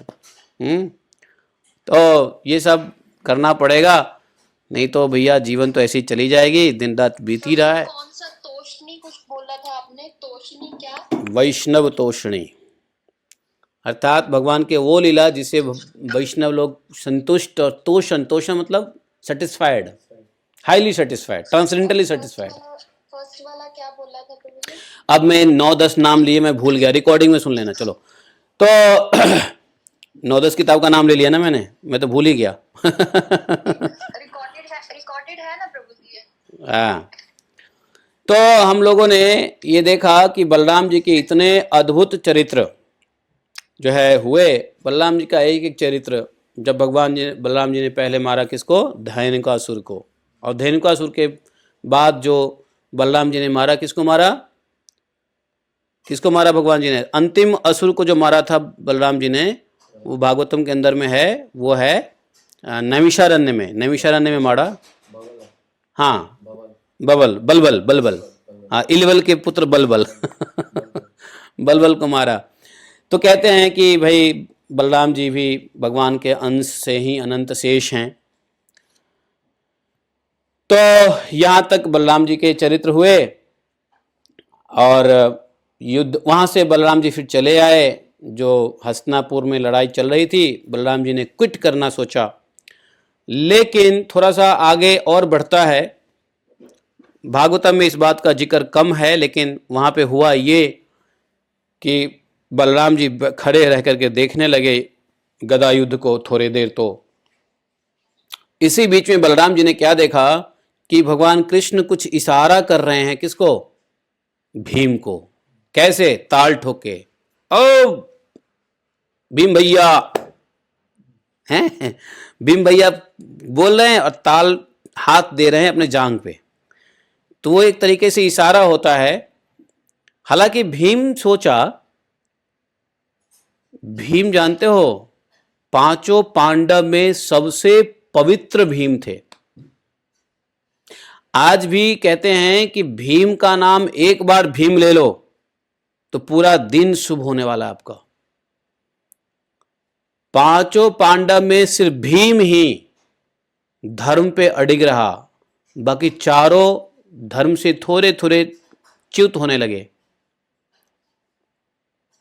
भीम का नाम बड़े रिस्पेक्ट से लिया जाता है। भीम के बारे में कभी, भीम के चरित्र के बारे में कभी चर्चा करेंगे, लेकिन भीम का नाम प्रतिदिन सुबह सुबह ले लो तो पूरे दिन आपका शुभ होने वाला है। इसलिए कहते हैं जय भीम। तो भीम बड़े अपने आप में प्योर पायस कैरेक्टर है, समझे आप। भीम का कभी भी, भीम सोच रहे हैं लड़ते लड़ते उनका ध्यान ही नहीं जा रहा है। कृष्ण कह रहे ए भीम भैया, हैं? ओ भीम भैया, हैं? अब भीम तो बड़े बेचारे ईमानदार व्यक्ति हैं। पांडवों में सब चुप रह गया, भरी सभा में सब चुप रह गया, किसी को कुछ बोलने की हिम्मत नहीं हुई। उसमें सिर्फ भीम ऐसा व्यक्ति था जो खड़ा होकर कहा, भीम खड़ा होकर चुनौती दिया। भीम खड़ा होकर चुनौती दिया जब द्रौपदी का चीरहरण हो रहा था, और वो पहला चुनौती था पांडवों की तरफ से। भीम ने कहा, रोकने के बावजूद भी, जब वो खड़ा हो रहा था जुआ, उसमें क्या बोलते हैं, पाशा में, और द्रौपदी का चीरहरण हो रहा था, तो भीम खड़ा हुआ और सबके सामने में कहा कि मैं कसम खाता हूं इस दुर्योधन का, इस दुशासन का लहू न पी लूं और इसकी जंघा न तोड़ दूं। ये पहली धमकी थी, ये पहली धमकी थी। और पहली धमकी भीम से आई थी। भीम बर्दाश्त नहीं कर सकते थे, सबने बर्दाश्त किया। वहां भीष्म पितामह ने बर्दाश्त किया, वहां कृपाचार्य, द्रोणाचार्य, सारे आचार्य बैठे थे, पांडव बैठे, दुर्योधन बैठे, सब बैठे। जानते हो इस बात। और वहां पे द्रौपदी के पक्ष लेने वाले सिर्फ दो ही खड़े हुए, वो भीम और दूसरा कृष्ण। कृष्ण नहीं थे, उनको याद किया गया तो द्रौपदी को सहायता देने के लिए पहुंचे, लेकिन भीम वहां थे और भीम ने द्रौपदी के इस अपमान का बदला के लिए डंक की चोट पे कहा कि इसको मारूंगा, इसका लहू पीऊंगा, इसका जंघा तोड़ दूंगा। भगवान भीम के उसी वचन को याद करवा रहे थे कि भीम भैया, जैसे ही उन्होंने इशारा किया तो भीम को याद आ गया, मैंने तो इस वचन दिया है, मैंने तो वचन लिया है कि इसका जंघा तोड़ूंगा। अपने वचन को पूरा करने के लिए उन्होंने दे मारा, कहां? जंघा पे।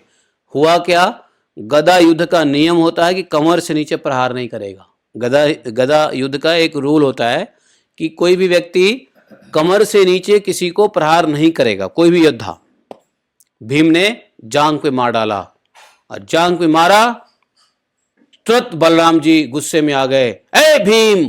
और बलराम जी को भीम जान से मारने के लिए उद्यत हो गए। अभी भीम को मैं खत्म कर दूंगा, ये अधर्म का युद्ध लड़ा है। भगवान कृष्ण, ये महाभारत में है, महाभारत में बड़ा डिटेल्ड स्टडी है। तो भीम जो है, भीम को जान से मारने की, अब बलराम जी क्रोधित हो गए। कृष्ण भगवान ने बलराम भगवान को जोर से पकड़ा, पकड़ ही लिया, टसमस नहीं होने दिया। बोले ठहरिए दाऊ भैया, ठहरिए, कुछ हमारी भी बात सुनिए। दाऊ भैया बोले कि आज तुम्हारी कृष्ण, आज तक तुम्हारी बात सुनता रहा, आज तुम्हारी बात नहीं सुनूंगा, नहीं सुनना पड़ेगा। बोले सुनना पड़ेगा, नहीं सुनना पड़ेगा। भगवान कृष्ण को अनंत शेष बलराम जी को रोकने में जितनी मशक्कत अब करनी पड़ी, आज से पहले कभी बलराम जी को कंट्रोल करना भगवान कृष्ण के लिए इतना कठिन नहीं था, मुश्किल नहीं था। आज बहुत मुश्किल हो गया है। और पूरा विश्व में पता है कि जब अनंत शेष का क्रोध होता है तो अनंत शेष के क्रोध के सामने रुद्र का क्रोध एक बच्चे का क्रोध हो जाता है। रुद्र भी छोटे हो जाते हैं अनंत शेष के क्रोध के सामने। भगवान ने जैसे तैसे रोका, बोला कि ये अपना वचन पूरा कर रहा है। बलराम जी बोले नहीं, तुमने इसको इशारा किया है, तुम अधर्म युद्ध नहीं। बोले नहीं नहीं, मैंने अधर्म युद्ध के लिए इशारा नहीं किया, मैं तो इसका वचन याद कराया। वचन क्या था? जांग तोड़ूंगा। भाई इसने वचन ले रखा था। बोले कि किसका वचन? सती की रक्षा का वचन। कौन सती है? द्रौपदी सती है। 5 पतियों वाला द्रौपदी होने के बावजूद ही द्रौपदी सती है। तो एक सती की रक्षा का वचन लिया था। यदि यह उस वचन को नहीं पूरा करेगा तो ये गिर जाएगा, नरक में जाएगा। अच्छा, तो तुम इसका वचन याद दिला रहे थे? तो हां, लेकिन ये तो युद्ध का धर्म है। तो युद्ध के धर्म से कहीं ऊपर सती के रक्षा में वचन का पालन करना आवश्यक है। बोला कि ऐसा है? तो हां ऐसा है। अब बोले अच्छा दाऊ भैया, आप बड़े बड़े सत्यवादी, बड़े इसकी बात कर रहे हो, इसने जो किया क्या वो असत्य नहीं है? तुम्हारे शिष्य दुर्योधन ने जो किया क्या सत्य है? तुम्हारे शिष्य दुर्योधन ने पाप नहीं किया? और कृष्ण झट झट झट झट झट झट झट झट फटाफट फटाफट जितने पाप किए थे उसने सबकी लिस्ट निकाल दी। क्या इसने जहर दिया, इसी भीम को विष दिया, विष देकर के गंगा में धकेल दिया, क्या वो पाप नहीं था? क्या ये पाप नहीं था कि सभी पांडव को माता कुंती, सती, कुंती कौन है? कुंती भी सती है। सती को जलाने के लिए, पांडव तो खैर सतपुत्र है ही, लेकिन सती कुंती के साथ पांडवों को जलाने के लिए इसने लाक्षागृह में आग लगा दी। क्या यह अतताई नहीं है? क्या यह पापी नहीं है? जब अपने शिष्य दुर्योधन के 1000 पापों को भगवान ने गिनती करवा दी, उस समय भगवान कृष्ण कैसे हो गए मालूम है? जैसे यमराज हो गए। और यमराज कौन है? भगवान कृष्ण ही है।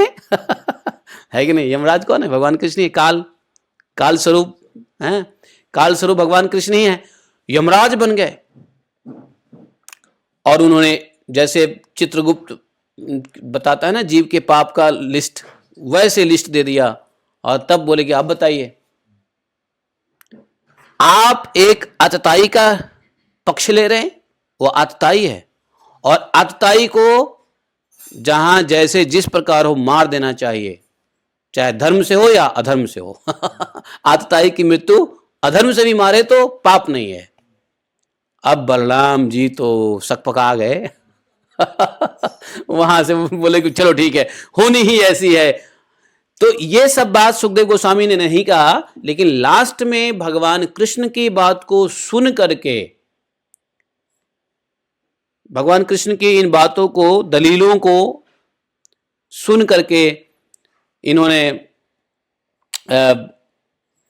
सुखदेव गोस्वामी ने लिखा कि तब बलराम जी ने यह कहा कि होनी ही ऐसी है, होने दो, मैं तो चला।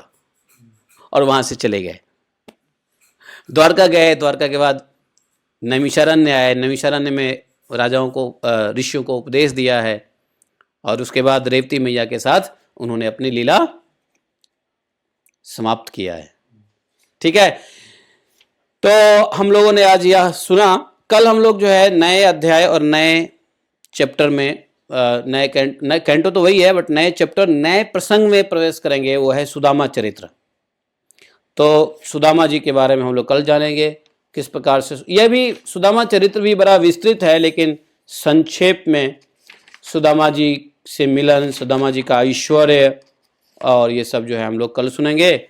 और मात्र 10 चैप्टर और रह गया है भागवतम के 10वें स्कंद का। तो ये लगभग हो सकता है 15 दिन में ख़त्म हो जाएगा।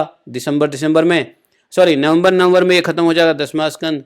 और 12वें स्कंद में आ जाएंगे। 12वें स्कंद के बाद महात्म्य है, महात्म्य भी पढ़ेंगे, ग्लोरीज ऑफ भागवतम पढ़ेंगे। उसके बाद हो सकता है कि इसी साल में हम लोग का दूसरा भागवतम शुरू हो जाएगा। नेक्स्ट राउंड ऑफ भागवतम शुरू हो जाएगा, जो नए और डिफरेंट राउंड होगा। बोले ग्रंथराज श्रीमद् भागवतम की जय। एकम शास्त्रम देव की पुत्र गीतम, एको देवो देव की पुत्र एव, एकम मंत्रस्य तस्य नवानि यानि, कर्मापि तस्य देवस्य सेवा। तुमेव माता च पिता तुमेव बंधुश्च सखा तुमेव विद्या द्रविणम तुमेव मम सर्वदेव देवः। कृष्णाय वासुदेवाय हरे परमात्मने प्रणतक्लेशनाशाय गोविंदाय नमो नमः। हे कृष्ण करुणा सिंधो दीनबंधो जगत्पते, गोपेश गोपिका कांतम राधा कांतम नमोस्तुते।